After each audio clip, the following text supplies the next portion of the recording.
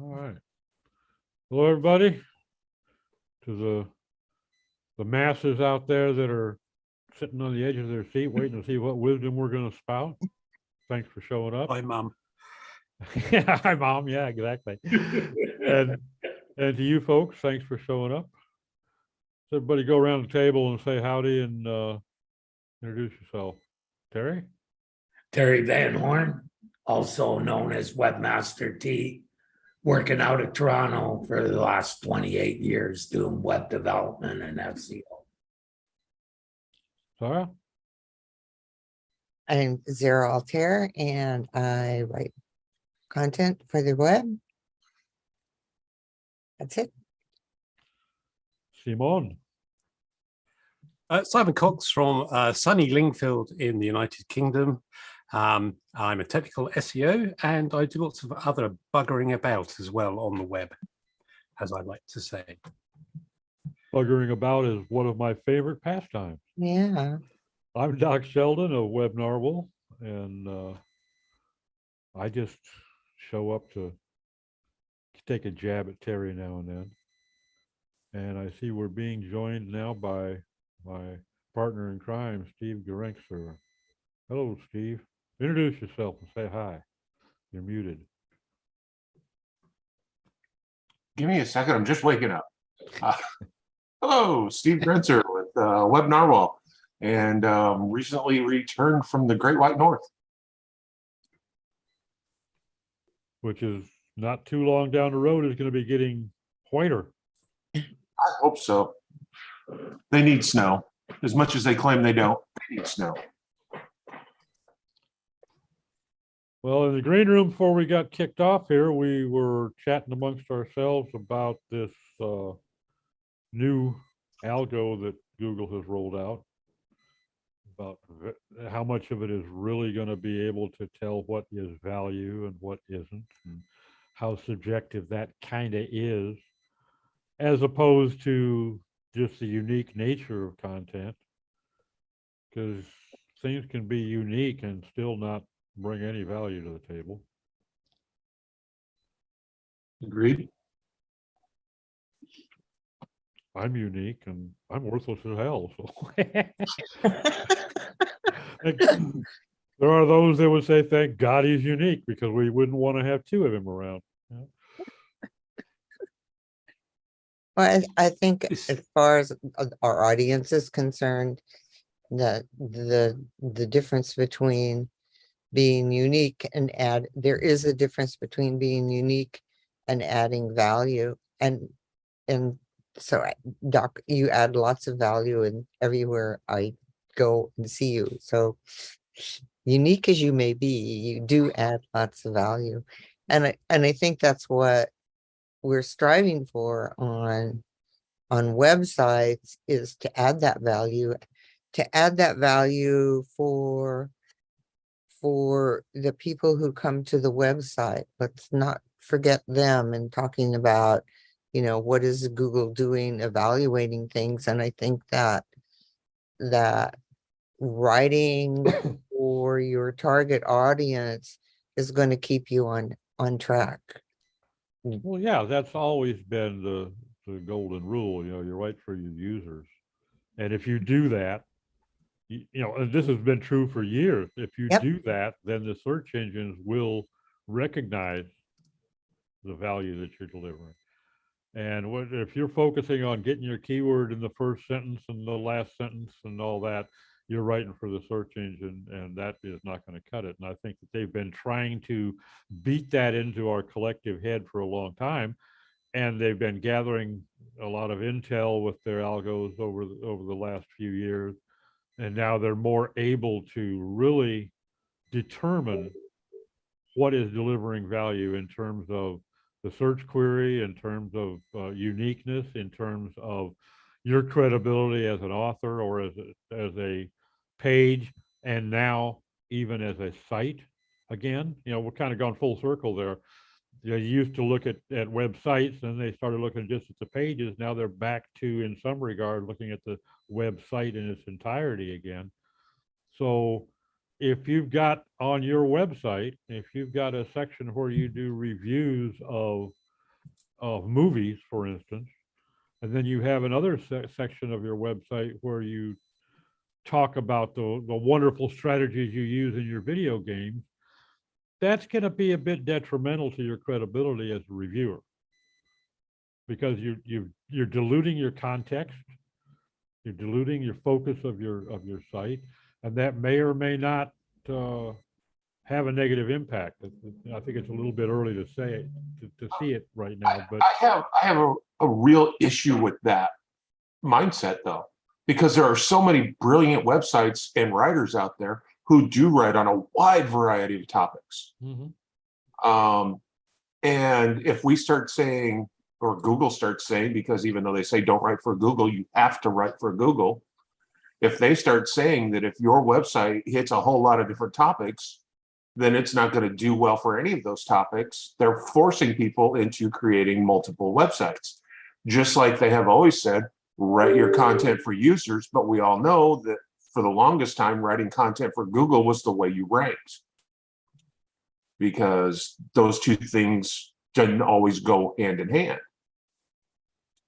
well, in some arenas, I think you're right. That it is hard to do it that way in some, but I find that the majority, even in where I find it is a little bit difficult sometimes to focus on just the users and let the search engines work their way through it, is in B2B stuff.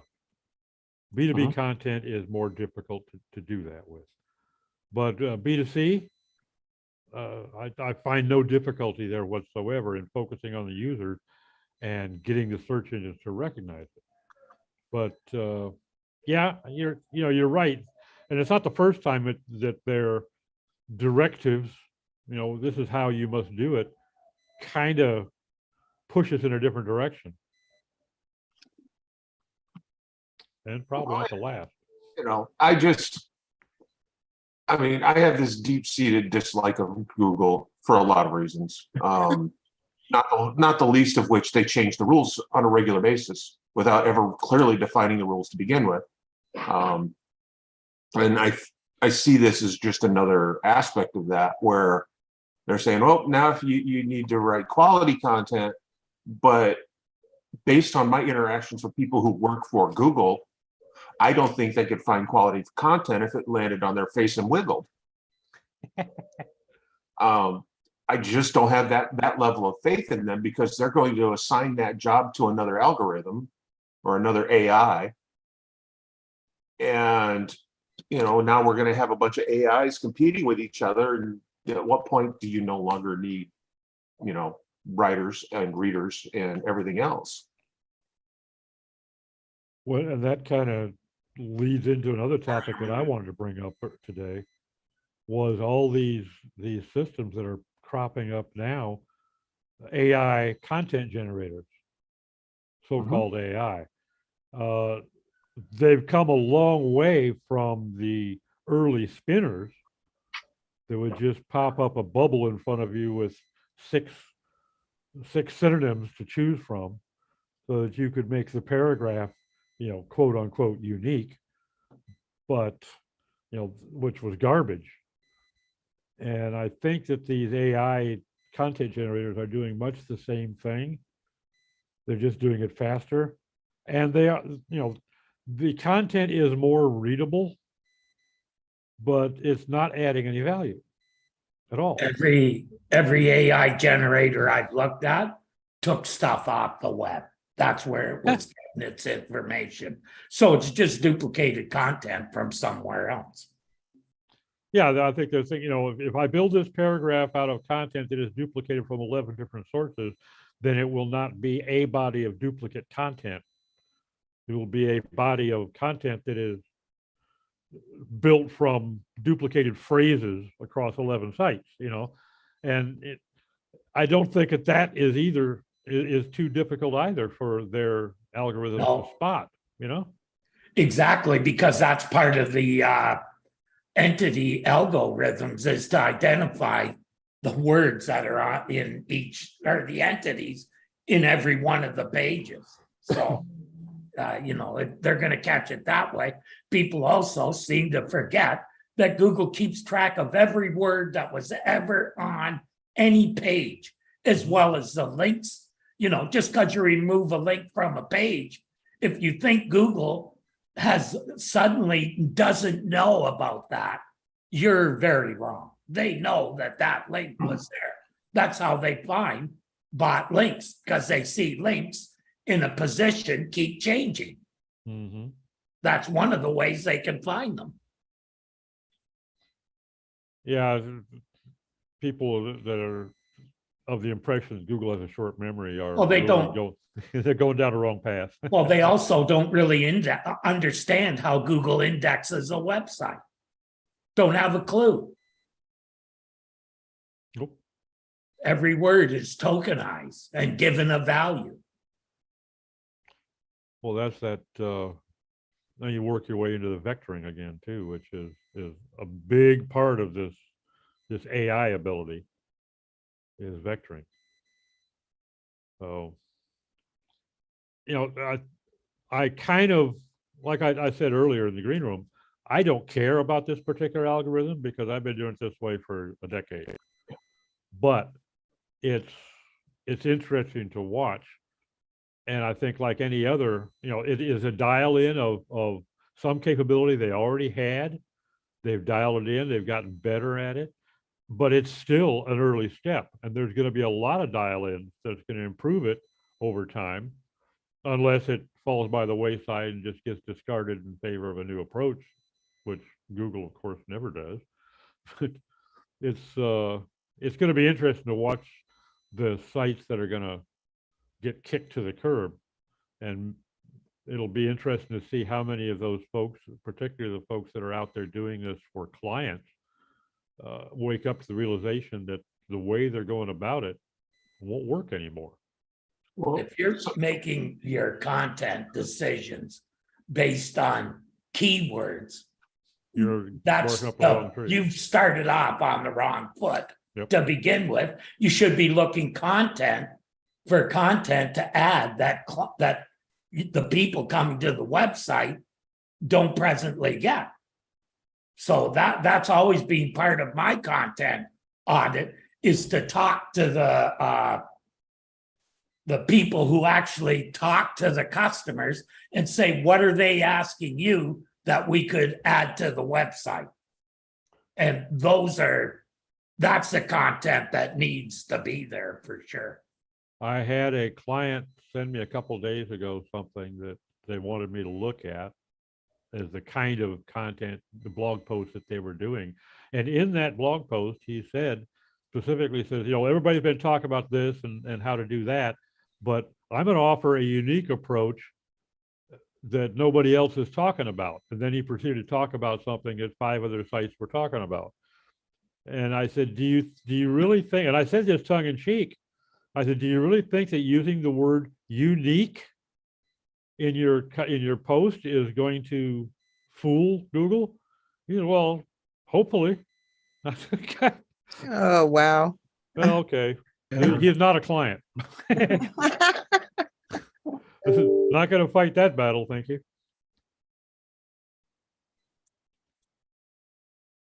So far, I've only seen one person in all of the groups I follow say that their rankings have gone up dramatically. And I've not seen anybody talking about their rankings falling. Well, nobody ever admits that. Well, yeah, but they do. They come in and say, I don't know what happened, because they're not paying attention.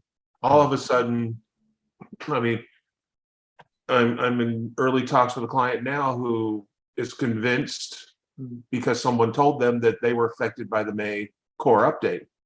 But when I looked at the analytics in detail, they've been on a steady downward slide for almost 2 years. That's They've had no quality of content.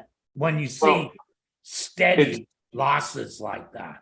But it's not even that. It's a lack of new content. It is a website that was doing very well 2 years ago, Just atrophying, huh? and they stopped putting any effort into it. Oh, okay. And the decline wasn't noticeable over the last 2 years until they hit that magic threshold where everybody's website has one based on what your bounce rate is and all that other fun stuff, where you're no longer getting enough good traffic to generate the leads you used to generate. And then, of course, the first thing that was asked was, why did this happen? And somebody went, oh, there was an algo update just a month ago. Yeah. That's maybe what did it to you. But looking at it more closely at a more historical, accurate, perspective, this has been going down forever. And, Mhm. I feel bad for them, but that doesn't change the fact that there's a lot of work to be done to not only catch the fall, but to change it and make it go the other direction. So they just stopped creating content for the site and, Yeah. I mean, they skated still on their create- glory. They still create some content, but the content has gotten very thin, by the way, I'm also representing this new thing. And, okay. and it's like, and that's fine, but what's great about that thing? Why are you using that thing? Why are you promoting that thing? Just saying that's what you're doing isn't enough.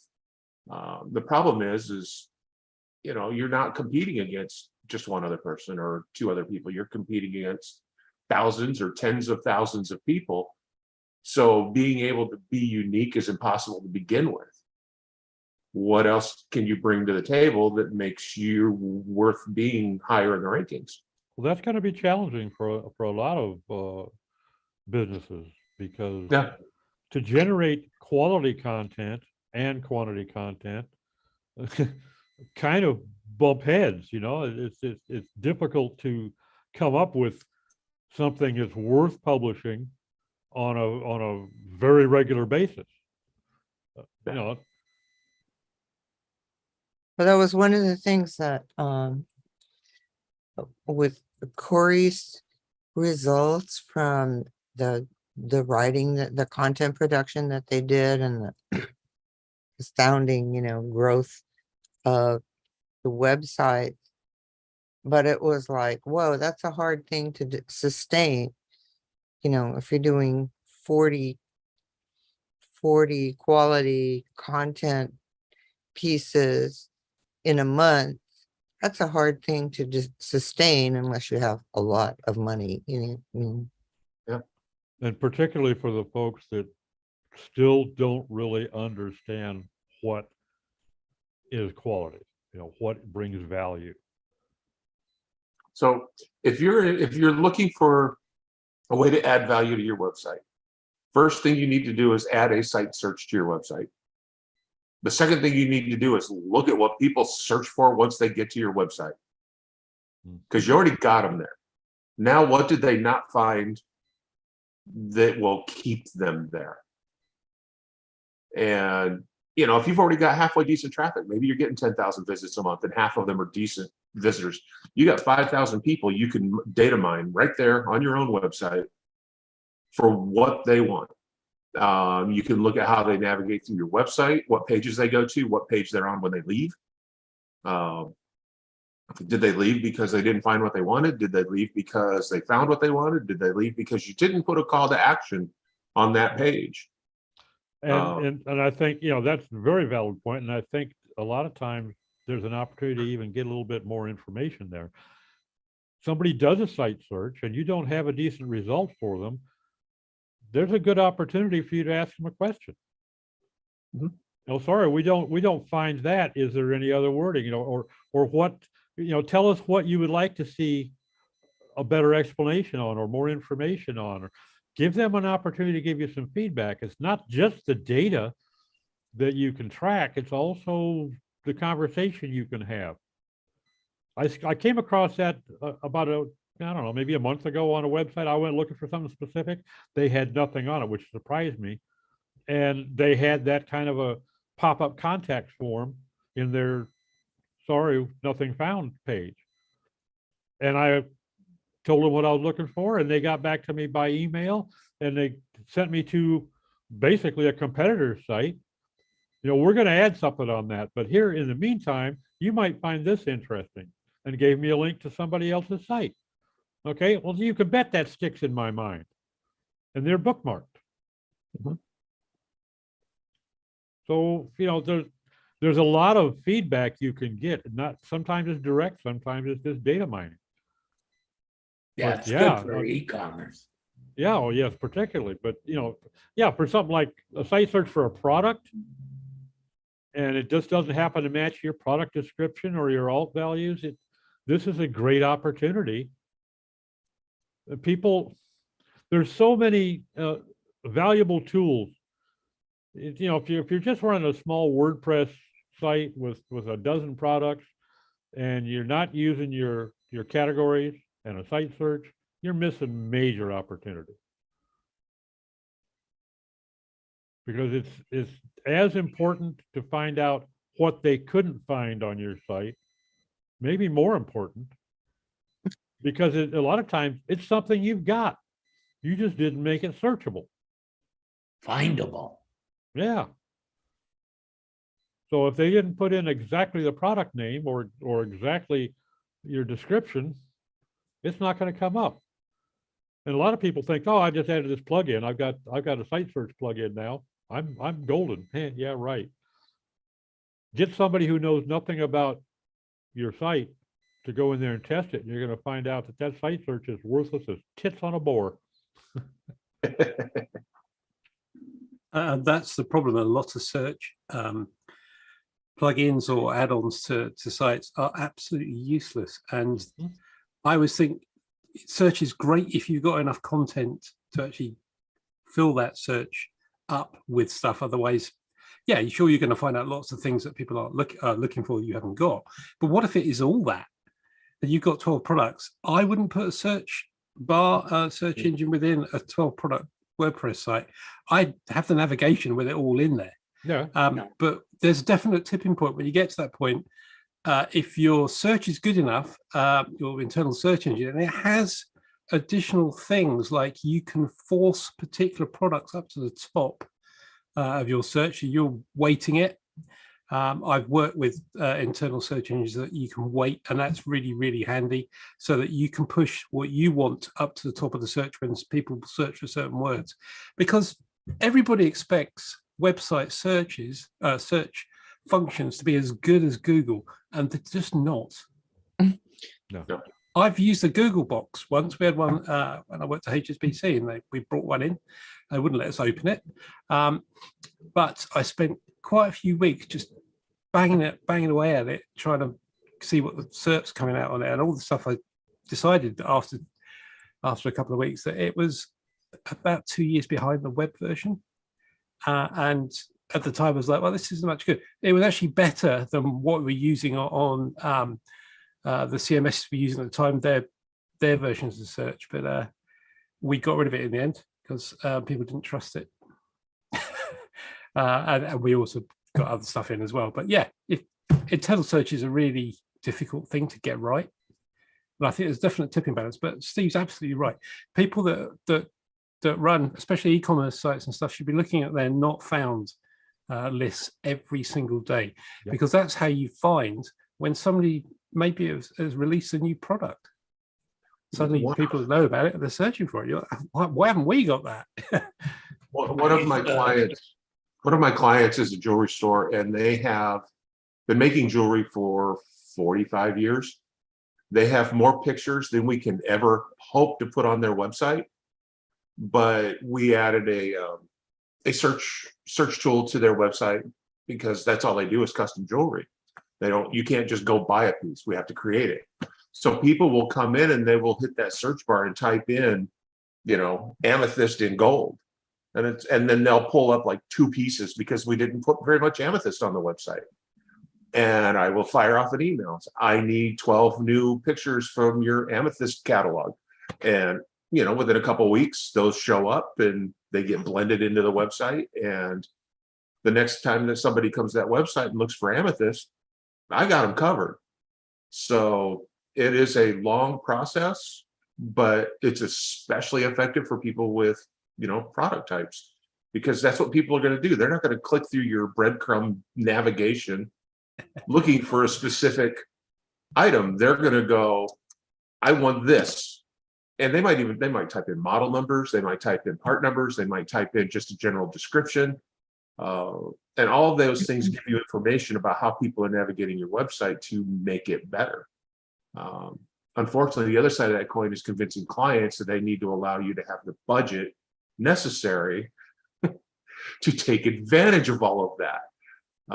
So, we get hit from both sides. So Steve, with the Amethyst Gold client, and there weren't very many images. How do you connect with that person? How does the business connect with this person? Hey, we don't have any, So images up. what I have on the default search results page is I have a contact box. It's didn't find exactly what you were looking for. Don't worry, we have more. Ah, okay. And give us your email address and we will get a bunch of it loaded to the website and send you a link as soon as that's ready. And I mean, I originally put that about 6 months ago as kind of something to do. Yeah. Because this client pretty much gives me free hand. And I was impressed with how many people reach out, because that email goes direct to one of the jewelry designers. And they've got 10 terabytes worth of hard drive space, with all of these photos going back forever. And one of my trips up there, we got them organized so everything's being dropped into different folders. He's got a folder for each gem type. And then he's got folders for shapes and metals. And are we duplicating a lot of that effort because we don't have a searchable database for him? Yeah. Do they want to spend the money to build a searchable internal database? No. Well, I actually think that what you set up, it was right at the heart of someone who's looking for unique jewelry. Oh my gosh, of course they don't have what I want because my idea is unique in their head, right? And that kind of way to look for more, I think it's right what that's addressing that client's particular desire, as it were. Well, plus there's some engagement level there Yeah. that's invaluable too.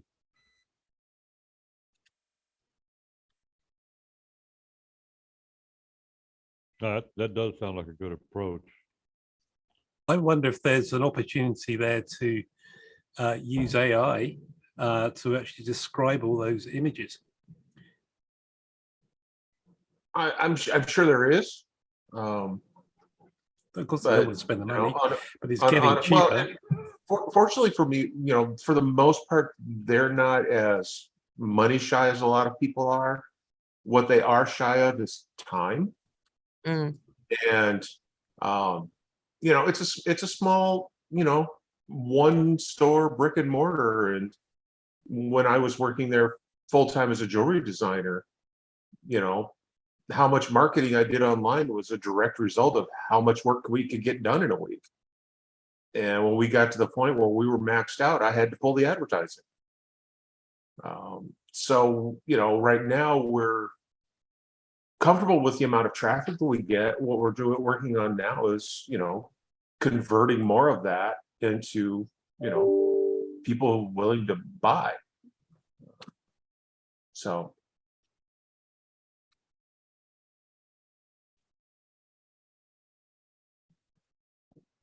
Well, there again, we're kind of circling back.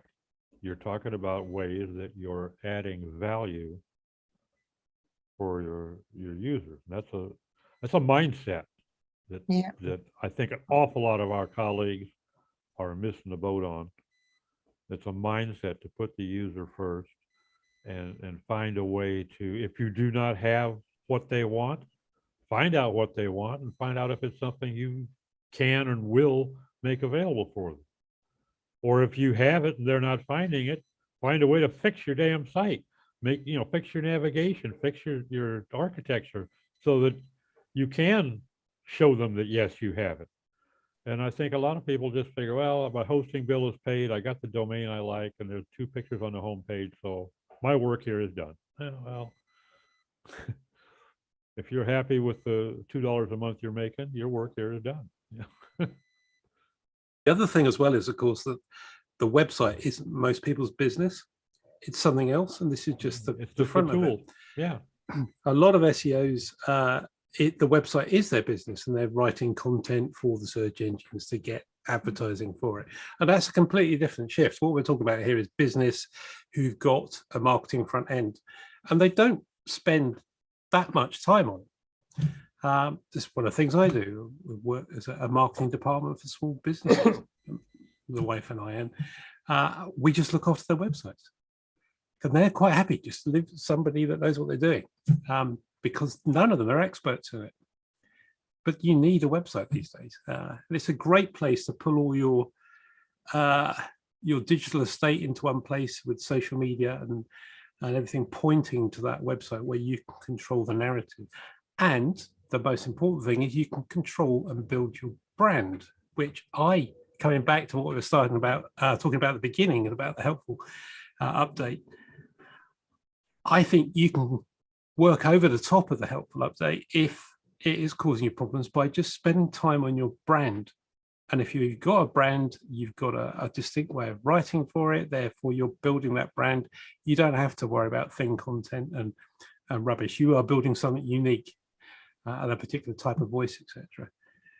Which I don't think this update's going to impact that many sites. I think it's just those ones that's going to clear out a bit of rubbish. But interesting, I'm doing a bit of work for a client, and I've been looking at some competitors.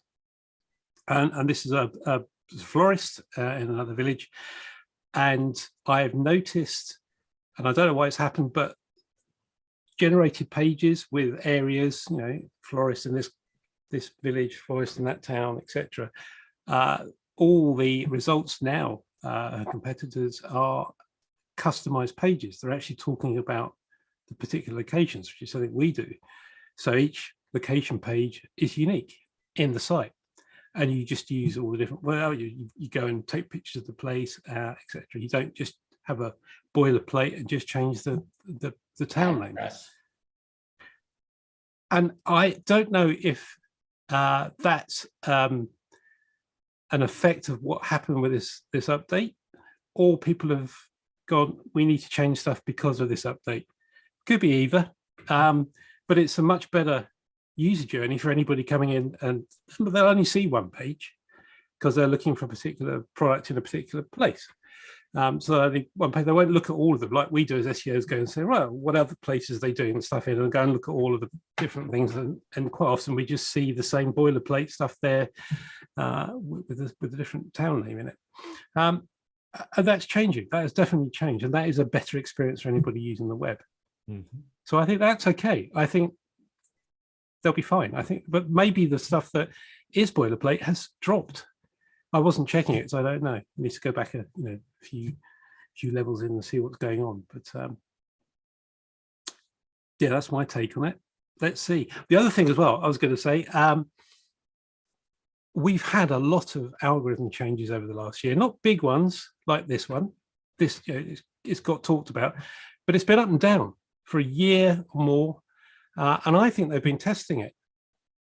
They're testing something. Because it really has been going up and down all over the place for a long time. And I reckon that's this AI part they're testing as much as possible. And now they've got to the point where they're confident enough and they're starting to roll it out. And I think they'll turn it up over, say, 2 weeks to roll out, but I think they're going to be turning it up bit by bit and seeing who complains and see what damage they do, and then turn it back down, change a few things, and then turn it back up again. And I think that's what we'll see. And that's, I think, how things will roll out in the future, if they haven't been doing it that way already for a couple of years at least. Yeah, and I think they have been, Simon. They We've have. seen that. We've seen that.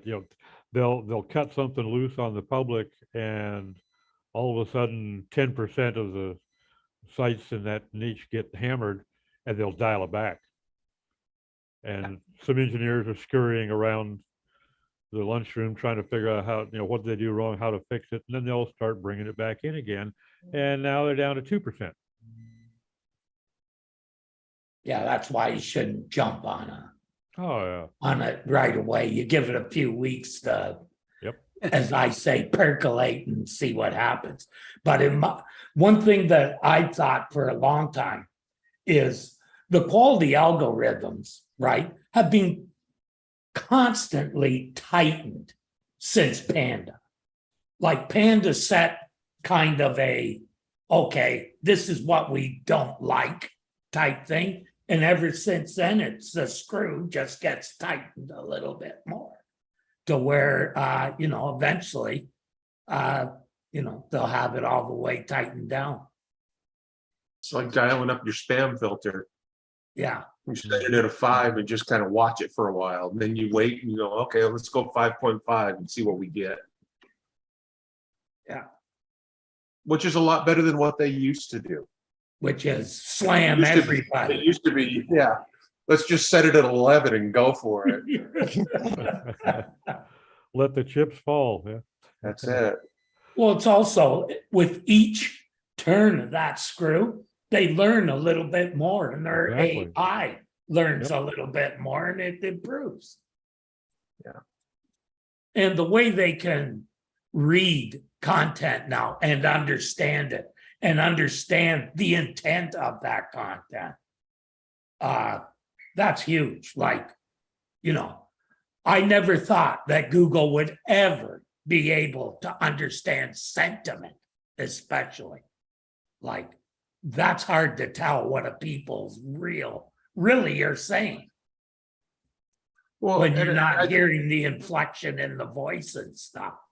And I think that's a fair statement when you go back to the days of when they talked about relevancy and how you could completely and totally blow their idea of relevancy out of the water because they just didn't understand. They didn't have the depth of knowledge that they have now. But it's hard to let some of those old things go where, we've proven over and over again where sometimes, their stuff isn't quite as smart as they would like to think it is. Right. But I think anyone who's relying on links has learned that was probably not a good strategy. It's in most niches, yeah. There's a few where links mean everything. Still. Very competitive niches, yeah, links are a little bit more important.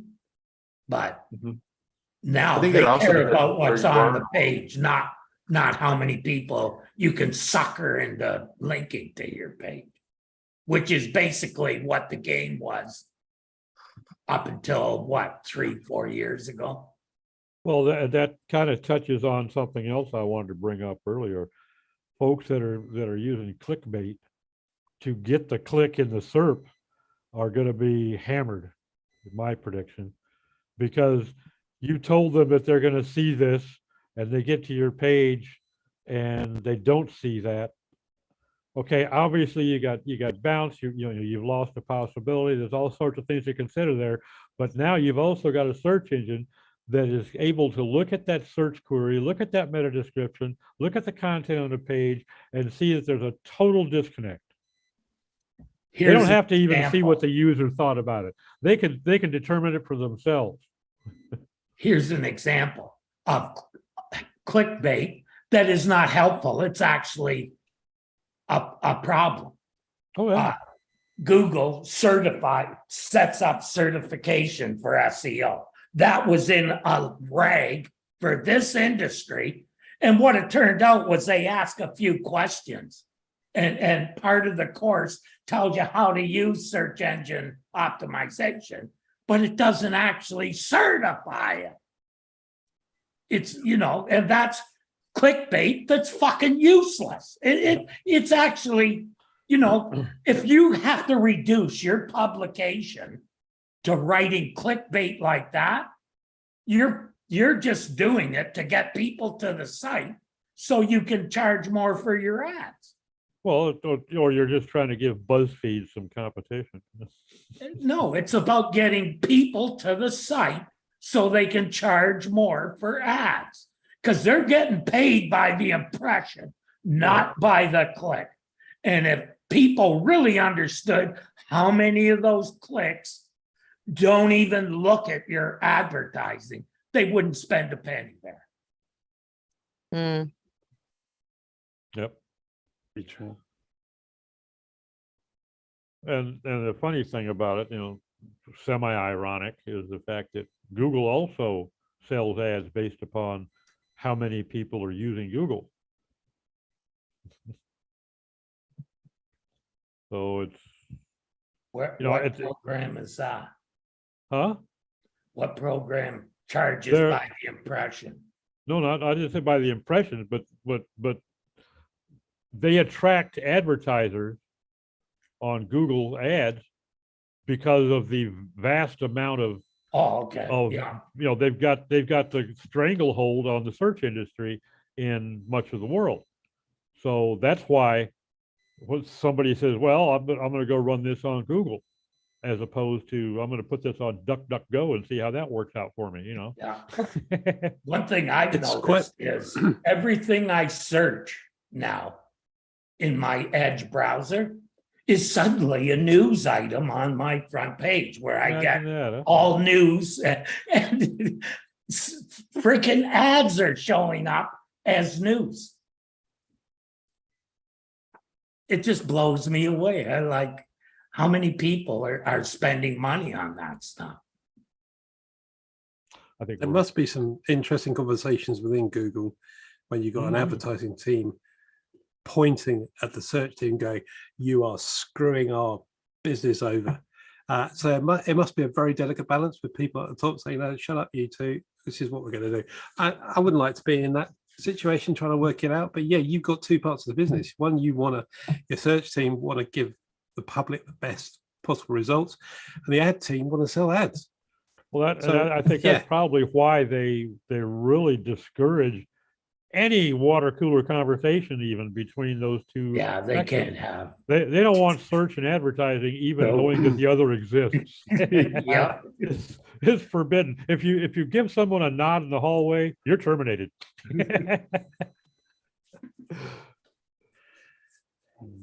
Well, that's why But it's John also Bullets in something that they Switzerland. said themselves at the beginning when they added advertising was, we understand that this could impact our results or, and we're gonna avoid that. Well, Mhm. I don't know. Did they? I think they've done an admirable job of attempting to. I Yeah, don't know but they that you still can. hide, how long did they have the word ads so small you needed a magnifying glass to see it? Or it's almost the same color as the background. Like, Yeah. Oh, Come yeah. who forced them to do it? FTC forced them to label their ads. There'll be Jura tickets going in and counter Jura tickets coming the other way. Yeah. Make it grey, make it black, make it blue. We need Yeah. more contrast. No, we need less contrast. Fortunately, they have enough traffic to do really fast split testing. Oh, yeah. That's true. Hours. If that long. Yeah. Well, now, how often do you find an actual search result above the fold? Above the fold? There's a fold? Yeah. Right. Yeah. It's usually ads, questions, and a few results below the fold. You'll Yeah. get your first real site. Yep. Yeah, it does depend, of course, what you're searching for. Well, yeah, not Branded searches, not so much. Yeah, maybe I've just spent my whole life doing long tail searches these days, but I most of my clients are in places where people don't spend money on ads. So, I that's see a an good awful thing. lot of it, where even to the point where if I'm doing a very generic search, I don't even bother to scroll down. I use page down because I don't know if Terry's not on Facebook, so he didn't see what I posted, but I was doing a search about Homer in ancient Greek, Yeah. and it had the list of questions. And the first one was, was Homer Greek or Latin or Roman. So I expanded that and I had a little Wikipedia blurb about that. Well, the very next question was, what is Homer's real name? So I expanded that and it was Homer J. Simpson from The Simpsons. And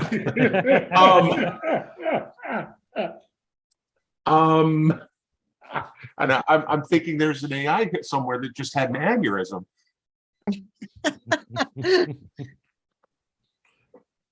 Oh, boy.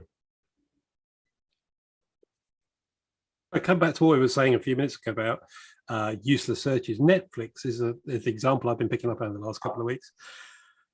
If you type in any film and then Netflix afterwards, they will give you a result. It will be a result. You go to Netflix, they don't have the film. Good example. Debbie Does Dallas. Don't know what sort of film that is, but put that in. Yes, Netflix have got it, except it's not on Netflix. Of course, it's not. It's a horrible film, apparently. I found, Simon, that when you add a site name like that to a search for Google now, that's almost like saying, we want a site search of that place. That's why people are putting a term and then Reddit after it. I'm seeing that on more than a few searches now. That's branded searches, and that's why it's so important to be building your brand all the time, so people will do that. Well, it's because people on Reddit think that they can only get good stuff from Reddit. That's true, yeah. And but that's how granular the analysis of a query has become by Google, that they're saying, oh, he mentioned the site, so he must want things that are from that site only. I've just put a search in for vacuum cleaner Netflix, and there isn't a film. It's just quite surprising. It's the results to come up. It's decided that I've actually spelt Nilfisk incorrectly as Netflix, which is obviously what other people do. They think there's a vacuum cleaner brand called Nilfisk, and they're calling it Netflix, which is hilarious. Oh no, they've come up. Watch Spotless from Netflix is the fourth. It's the fourth one down, and actually there is actually something. Netflix has actually come back with something that is actually there. It's a series called Spotless. That looks rubbish. I won't be watching that.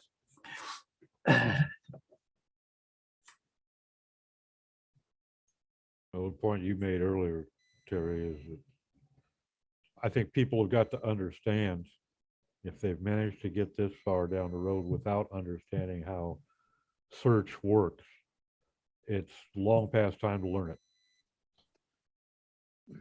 And being aware of the fact that if you learned how search works in 2003, it's time to go back to school, because it's changed a lot. Even I would say, if you haven't been continuing your education in the last 3 years, even just think of how much they have changed in the last 3 years. Because all the sentiment analysis, all the intent stuff, that's all in the last 3 years. It's all only since Bert was brought into the, I keep forgetting all their names, and but since then they've really that was like taking it to entity identification to the next level. It's also a bit of a perfect storm because of COVID, none of our traffic has been normal for 2 years. Yeah. So we can't measure the bloody thing either. So COVID came along, pandemic across the world, all traffic's different. That's the time to release a load of stuff, because nobody can actually go back and back engineer it and understand what's going on. That has been my argument, that all these sensors that tell you about volatility and the results, they're all measuring stuff using a method that hasn't been used by Google for years. And they were only marginally reliable way back when. Yeah. Like I was surprised. Like they don't take into account that as soon as a post is written. If it is written correctly, it will go into the top 10 immediately. Especially where there isn't a lot of competition for the term. I'd be pleasantly surprised because I wrote a post on doing a SEO, semantic SEO audit. Well, that had never been written about before. Okay, not a specific audit for semantic SEO. So I had written the first one, number one, immediately.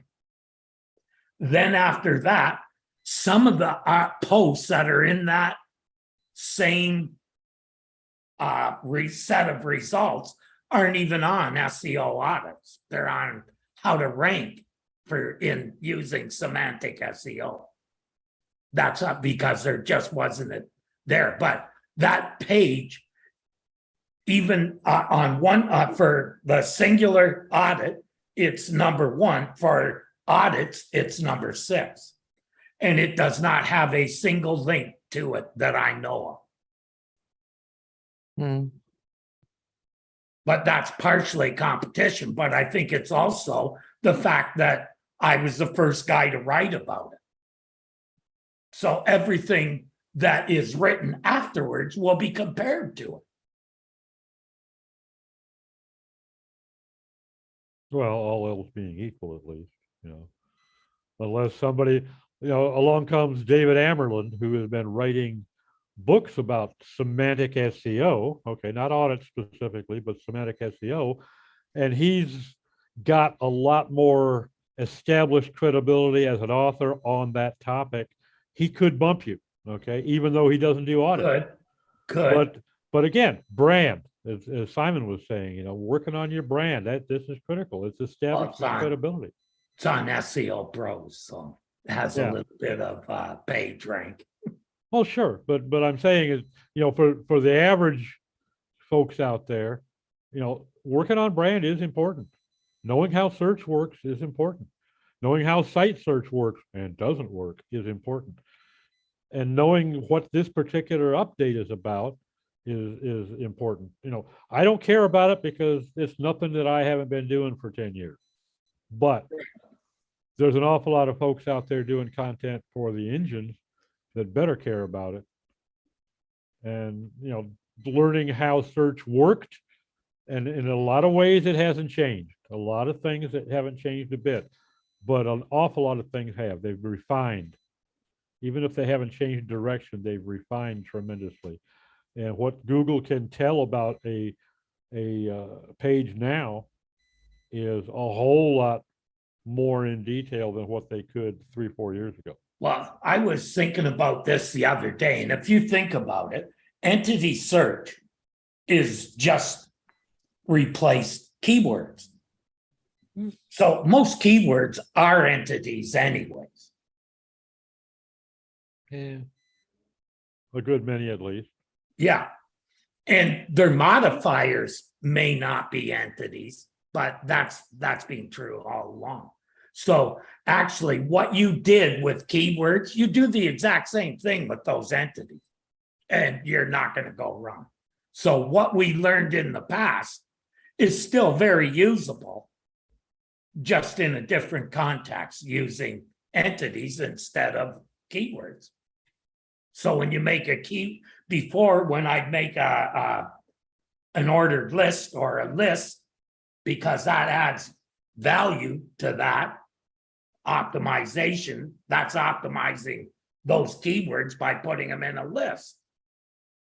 Do the same thing with your entities, include entities in the keyword list. So the exact same things that you did on page for keywords, you do the same for entities, and you got it covered. So it really hasn't changed that much. You're looking awful pensive there, Steve. You getting ready to throw something out there? Oh, no, I was just getting distracted by a client, that's all. Oh. Yeah, Some things take priority. damn clients, they are distracting as hell, aren't they?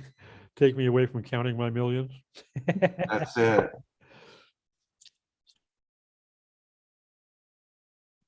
Well, as Terry was saying about the whole entity thing, unfortunately, I'm seeing more and more posts and things like that online where people are starting to say entities are nothing more than keywords because they can't come up with a better way to define it. Or they just don't want to change their thinking. Well, that too, but Yeah, it gives them an excuse. There's to a not lot do of it. that in this industry. Yeah, you think? Yeah, there's a lot of that. it To me, worked as for me soon as 7 you years call- ago. Finish up, Steve. I was just saying, it worked 7 years ago. Why won't it work now? They should be asking themselves, why shouldn't it work now? But there are some niches where 7-year-old SEO techniques will still work because there's nobody in that niche apart from the person that's doing it. But then you can put anything there and it'll work because you're the only one selling left-handed concrete fishing rods.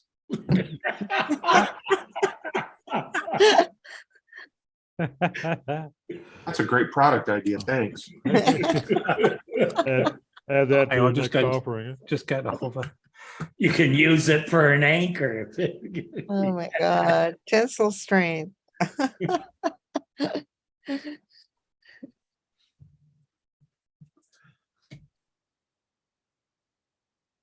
Well, what else have we not touched on? We got a few minutes left.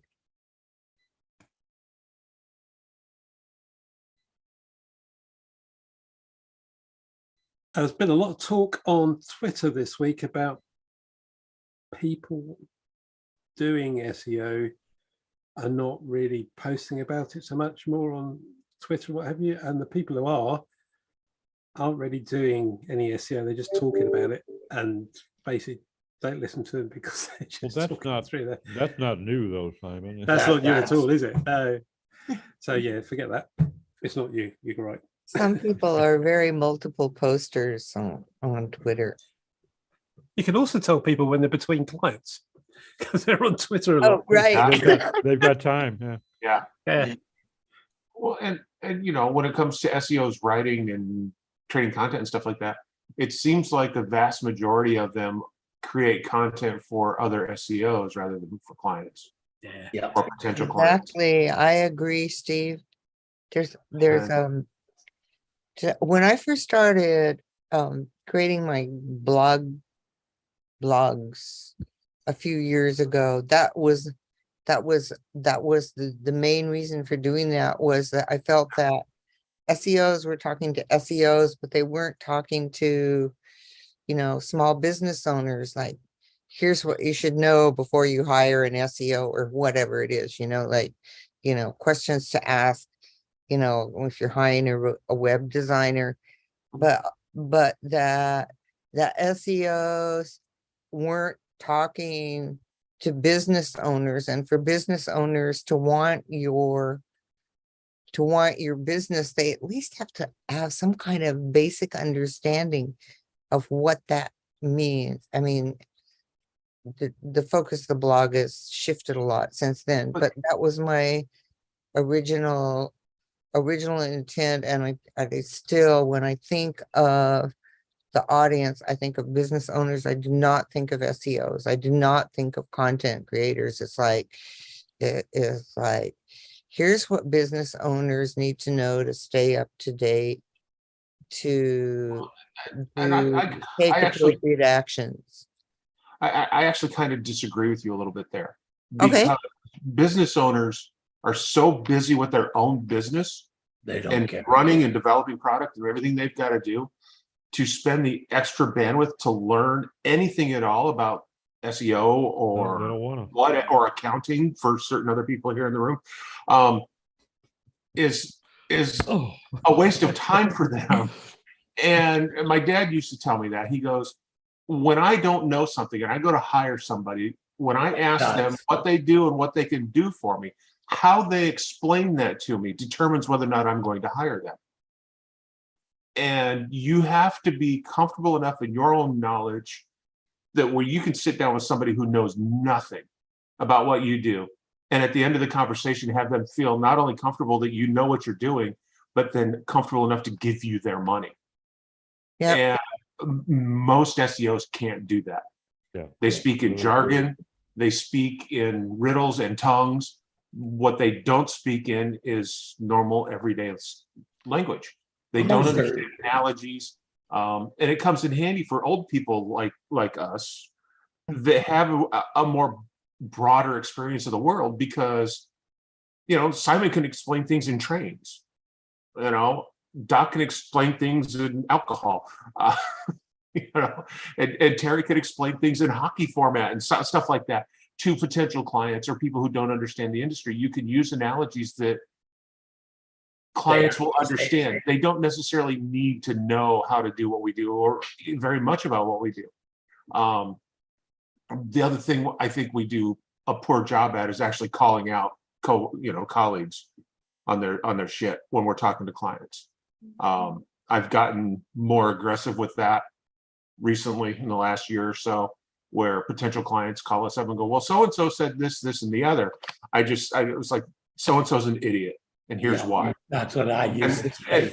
And I don't Terry's even, been doing hire that for him. 50 years. I mean, a few years ago, I would have said, well, yeah, I suppose they could look at it that way. I don't do that anymore. I don't even bother. Well, here's my reason for doing that, Steve. They make lousy clients. They're always questioning you about what you're doing. Like, I don't want that. If you hire me, do what I tell you to do, and, shut up and give me my money. Shut up and pay me. I had a client. Yeah.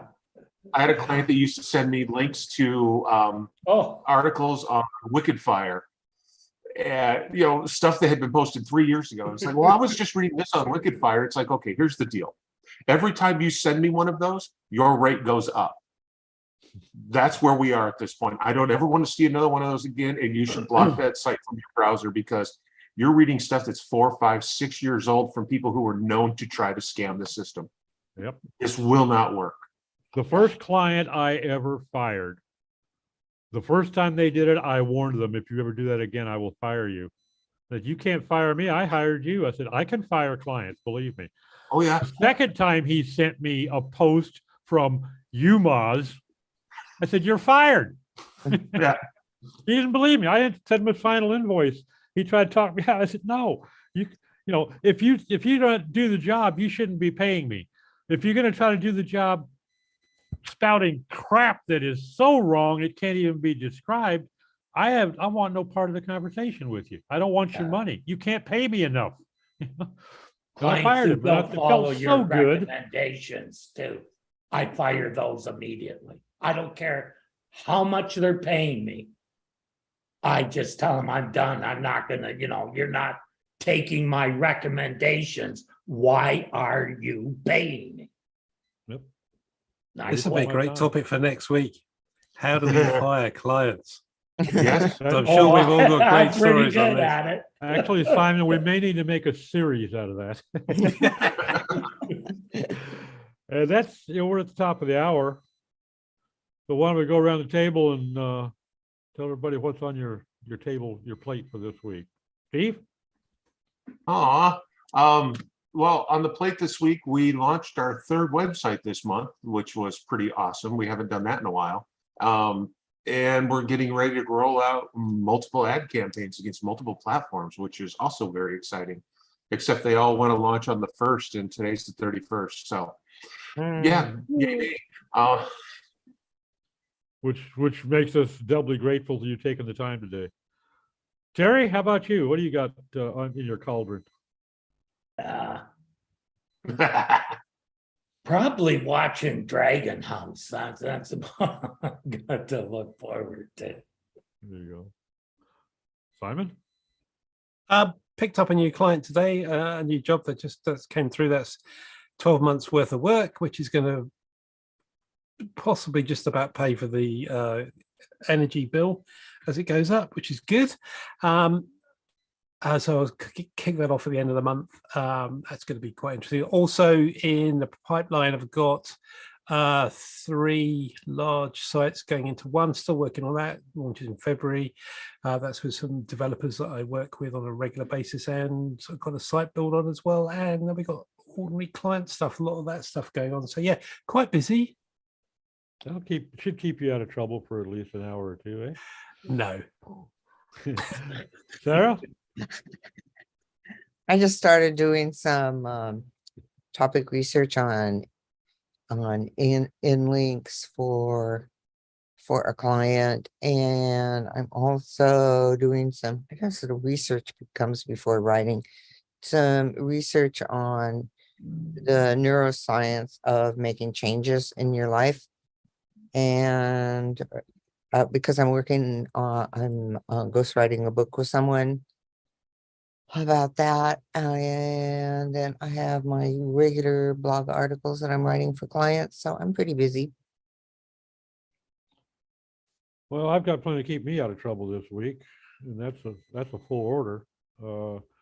One of our clients at Web Narwhal in the UK sent me his notes on a recent set of sample pages I sent him for his site. And it is so cool to have a client who has more than a very basic understanding of what SEO is about, what content is about. I need to copy you on his email, Steve, because it was enjoyable to read, even though it's going to involve some drastic rework on what we did. This was the first submission. I was trying to make sure we hit the voice he liked, and he gave me some beautiful feedback. And we're going to have to do some significant trimming. You know, he started out his email saying we don't give a damn about word count. You know, I thought, Good. okay, I already like this guy, but I like him even more Right. now. Okay, so I got that, and got quite a lot of content stuff going on right now. So that's keeping us busy. And the new site's launching. It's been nice.